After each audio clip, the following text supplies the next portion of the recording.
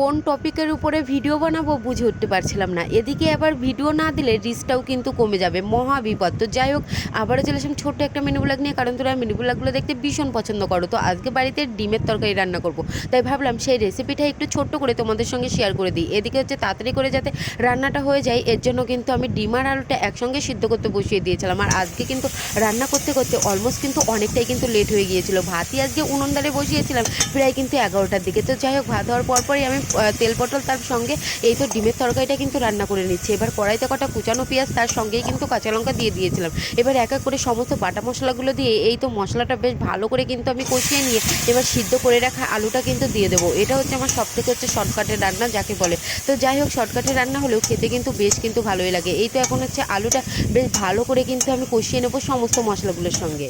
আলুটা ভেজে নিলে যদিও বা ভালো হতো, কিন্তু এখন আর কিছু করার নেই। এর জন্য কিন্তু মশলাটা কষিয়ে নিয়ে সিদ্ধ করে রাখা আলুগুলো আমি দিয়ে নিলাম। এবার অনেকক্ষণ ধরে কিন্তু কষিয়ে নেবো, যাতে ভাজার কাজটা একেবারেই কিন্তু হয়ে যায়। দেখবে যে তরকারি যদি ভালো যদি না লাগে, দুপুরবেলা খেতে কিন্তু কোনো কিছুই ভালো লাগে না। এই তো এখানে হচ্ছে আমি আলুগুলোর সঙ্গে মশলাটা বেশ সুন্দর করে কিন্তু আমি কষিয়ে নিলাম।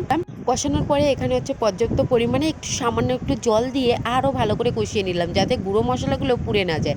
এই তো এখন যে ঝোলটা ফুটতে শুরু করেছে, এর মধ্যে কিন্তু আমি ডিম দিয়ে নিলাম আর একটু গরম মশলা দিয়ে কিছুক্ষণ রেখে দিয়েছিলাম যাতে কালারটা আসার জন্য। দেখতে কিন্তু ভীষণ সুন্দর হয়েছিল, খেতেও।